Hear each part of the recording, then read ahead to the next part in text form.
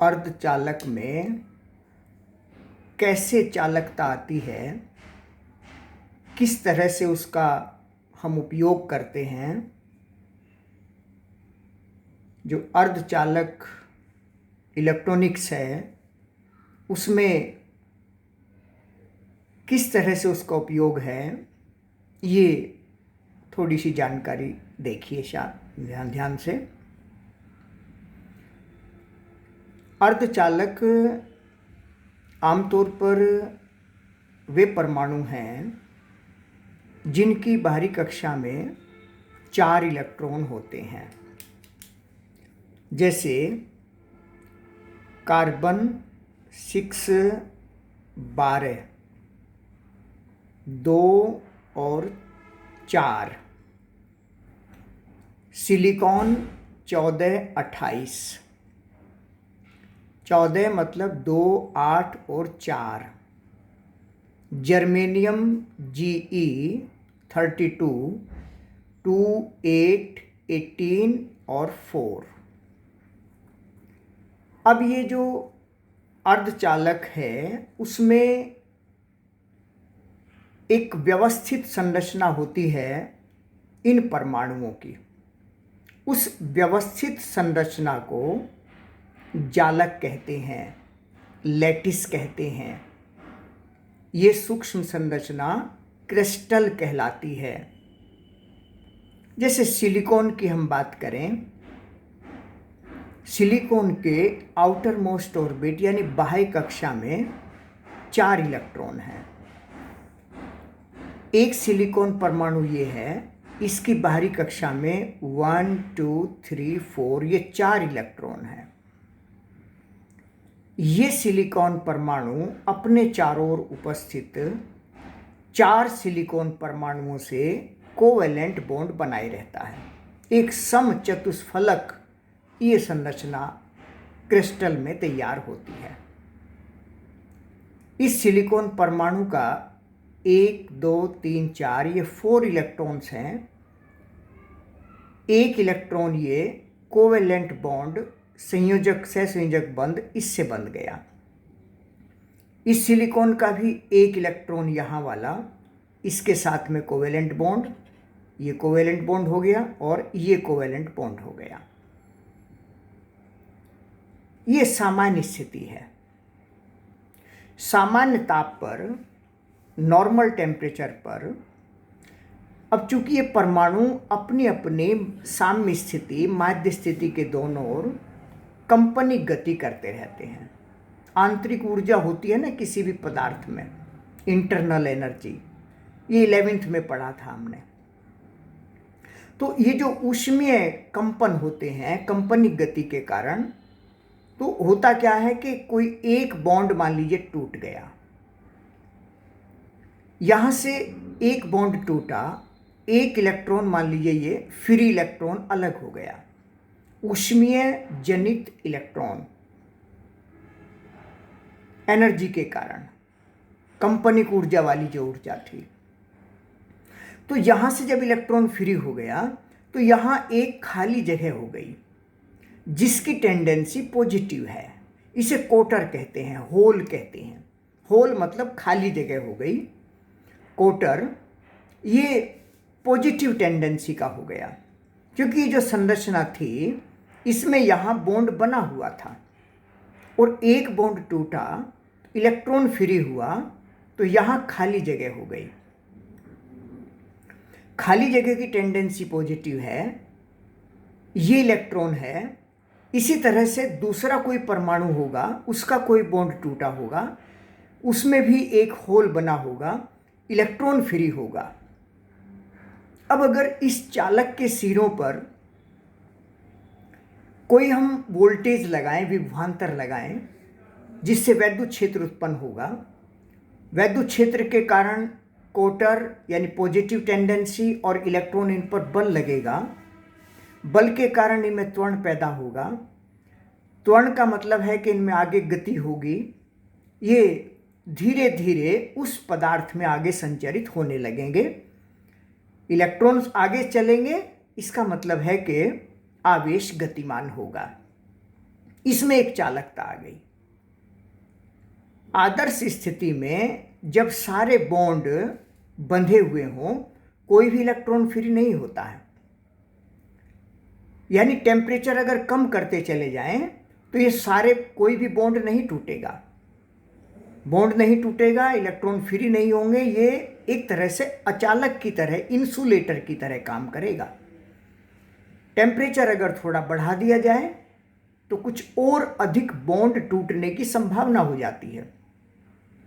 अधिक बॉन्ड टूटने की संभावना होगी तो अधिक इलेक्ट्रॉन फ्री होंगे, चालकता अधिक हो जाएगी।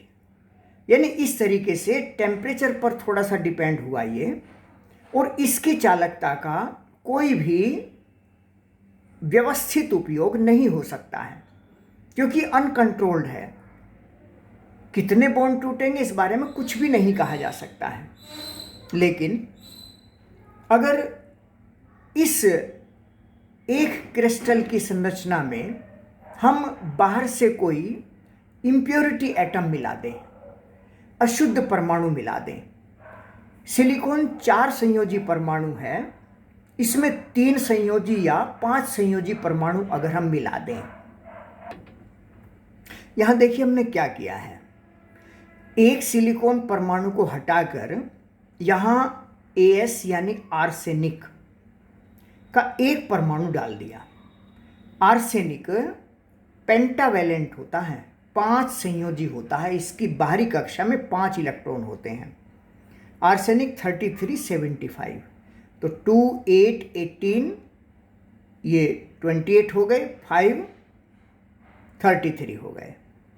अगर पेंटावैलेंट यानी 5 संयोजी परमाणु जो कि आर्सेनिक है, स्टिब्नम जिसे एंटीमनी कहते हैं Sb, वो भी 5 संयोजी है, फास्फोरस P पेंटावैलेंट है, वो भी 5 संयोजी है।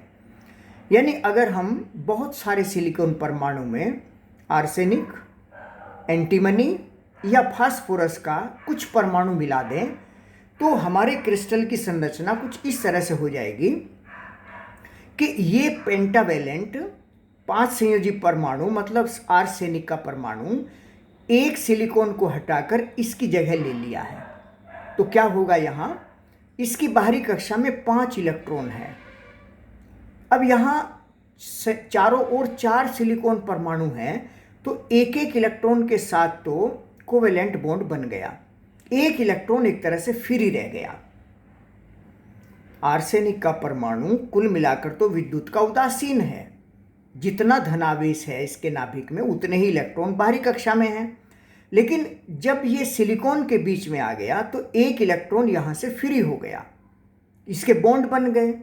तो फ्री होने का मतलब ये हुआ कि अब अगर इस चालक पदार्थ के सिरों पर हम वोल्टेज लगाएंगे, विद्युत क्षेत्र उत्पन्न होगा, इलेक्ट्रॉन पर बल लगेगा और ये इलेक्ट्रॉन आगे मोशन करना शुरू कर देगा, गति होगा, यानी आवेश की गति शुरू हो गई।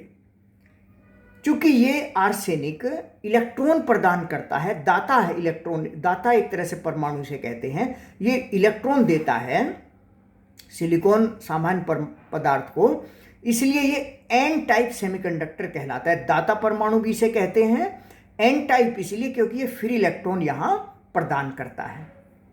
अगर हम ट्राईवैलेंट डाल दें, 3 संयोजी, जैसे कि एल्यूमिनियम, बोरान, गैलियम, इंडियम, जैसे एल्यूमिनियम का एक परमाणु हमने सिलिकॉन के 4 परमाणुओं के बीच में यहाँ डाल दिया है।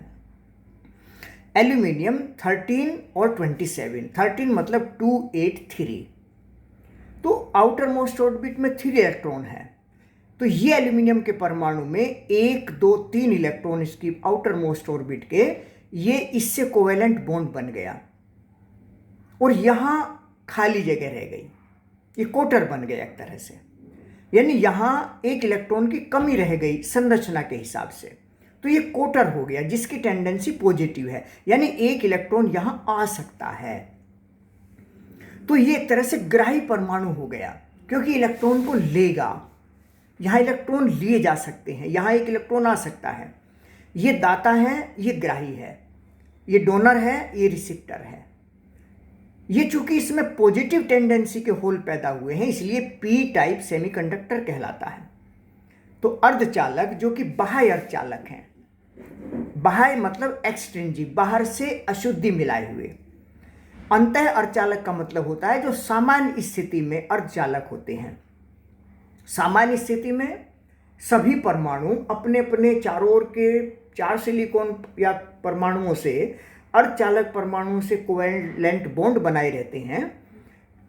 सामान्य टेम्परेचर पर ऊष्मीय कंपनों के कारण कोई बॉन्ड फ्री होता है तो उसमें चालकता आती है, तो वो एक तरह से अंतः अर्धचालकता है। इंट्रिंजिक सेमीकंडक्टर उन्हें कहते हैं, निज अंतर वाले।